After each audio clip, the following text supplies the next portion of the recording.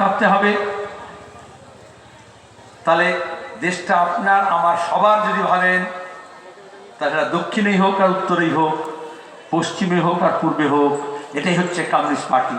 যে পার্টির সম্মেলন আমরা করছি, যদি পাকিস্তানে একজন কমিউনিস্ট থাকে, তাকে নীতির জায়গায় তার মার্ক্সবাদী লেনিনবাদী দৃষ্টিভঙ্গি থেকে তাকে সেখানকার সংখ্যালঘুর উপর অত্যাচার হলে রাস্তায় নামতে হবে, একজন হলে ঝান্ডা নিয়ে বেরোতে হবে।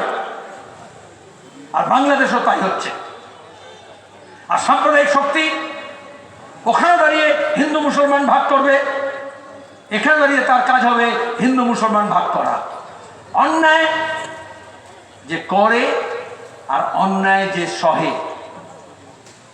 সেটা দুটোকেই আপনাকে সমান ভাগে দেখতে হবে। কেন রবীন্দ্রনাথ কেন বললেন তৃণ সমদহে? আর সেই অন্যায় প্যালেস্টাইনে ইহুদিদের নাম করে যদি ইসরায়েল যা করছে করে, তাহলে যে ইহুদি ধর্মের মানুষ সব রাস্তায় নেমেছে। ইংল্যান্ডে থাকলে, আমেরিকায় থাকলে, ইউরোপের কোনো শহর থাকলে, সে যদি ধার্মিক মানুষ হয়, সে বলবে আমার ধর্মের নামে তুমি গণহত্যা করতে পারো না, তুমি শিশু হত্যা করতে পারো না, তুমি বোম মেরে কার্পেট বম্বিং করে সব ঘরকে একেবারে ধূলিসাৎ করতে পারো না। এই ইহুদি ধর্মের নামে যখন হিটলার তাকে খুন করছিল, গ্যাস চেম্বারে পড়াচ্ছিল, গোটা দুনিয়া জোড়া কমিউনিস্ট পার্টি, বামপন্থীরা, ফাঁসিবাদ বিরোধী মানুষ, রবীন্দ্রনাথ, প্রেমচাঁদ থেকে শুরু করে জ্যোতি বসু সবাই এক কাট্টা হয়ে বলেছিলেন এটা অন্যায়। গান্ধীও বলেছিলেন অন্যায়। সেখানে কে গান্ধীবাদী কে মার্ক্সবাদী এই তফাৎটা থাকে না, এটা মানবতার কথা। আজকে দুর্ভাগ্য সেই ইহুদি যারা অত্যাচারিত হয়েছিল হিটলারের হাতে, নেতানিয়াহু যদি ইহুদি ধর্মের নাম করে প্যালেস্টাইনে শিশু হত্যা করেন, গণহত্যা করেন, আপনি যদি ন্যায়ের পক্ষে থাকেন, তাহলে তখন আপনি হিটলারের বিরুদ্ধে ছিলেন। তখন ইহুদি প্রেমের জন্য না, সংখ্যালঘু মানুষের উপর অত্যাচার হচ্ছে তার জন্য, সংখ্যাগুরুবাদ, আধিপত্যবাদ, ফাঁসিবাদ হচ্ছে তার বিরুদ্ধে লড়াই হয়েছিল।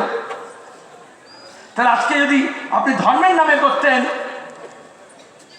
তাহলে এখন বলবেন না না বাবা ইহুদিরা করছে, আমি তো ইহুদির পক্ষে ছিলাম, তাহলে ইহুদির পক্ষে থাকতে হবে। আর আপনি যদি রাজনীতি দেখেন, আপনি যদি জিও পলিটিক্যাল সিচুয়েশন, ভূ রাজনীতি ব্যাপারটা দেখেন, তাহলে আপনাকে বলতে হবে এটা অন্যায় হচ্ছে। মজার হচ্ছে আরএসএস, বিজেপি, সাং পরিবার, হিটলার তার গুরু, যখন ইহুদি হত্যা করছিল তখনও সে হিটলারের পক্ষে ছিল, এবং তাদের গুরুরা লিখে দিয়েছিল যে হিটলারের কাছ থেকে শিখতে হবে, মুসলিনের কাছ থেকে শিখতে হবে কিভাবে সংখ্যালঘু নিধন করা যায়। আর আজকে যখন ইহুদিরা নাম করে নেতানিয়াহু, যখন ইসরায়েল জায়নবাদীরা যখন করছে, তখন এখানকার আরএসএস, সাং পরিবার বগল হয়ে যাচ্ছে, খুব ভালো হচ্ছে, আমাদের ওই রকমই করতে হবে প্যালেস্টাইনে যেরকম হচ্ছে। এখানেই বামপন্থী আর দক্ষিণপন্থীর মধ্যে তফাৎ, শুধু ঝান্ডা রঙের জন্য নয়। তুমি বিচার করছো জাত পাত ধর্ম বর্ণ ভাষার নাম করে,